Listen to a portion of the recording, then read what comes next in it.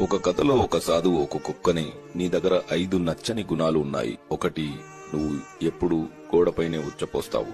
2, భిక్షగాళ్లను చూసి అరుస్తావు. 3, వెళ్తున్న వాహనాల వెంట పరిగెడతావు. 4, రాత్రుళ్ళు నిద్రపోకుండా అరుస్తావు. 5, ఎవడు భోజనం పెట్టినా అది దొంగ వెదవైనా తోక ఊపుతావు. ఎందుకలాగా అని అడుగుతాడు.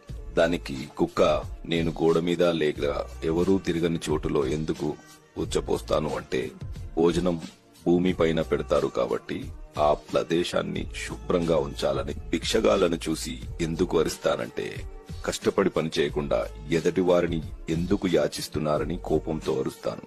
వెళ్తున్న వాహనాల వెనకాల ఎందుకు పరిగెడతానంటే, అతి వేగంగా వెళ్లడం వల్ల ప్రమాదమే కాని ఎలాంటి ఉపయోగం ఉండదని చెప్పడానికి. రాత్రుళ్ళు ఎందుకు అరుస్తానంటే, నిశ్శబ్దంగా నిర్మానుషమైన ఈ చీకటిలో నేను మీకు తోడుగా ఉన్నాను, మీరు జాగ్రత్తగా పడుకోవచ్చు అని. మనుషులు 9 మంది సహాయపడి ఒకరు మోసగించిన అందరి మనుషుల్ని ద్వేషిస్తారు, కానీ 9 మంది మనుషులు మమ్మల్ని కొట్టినా ఎవరో ఒకరు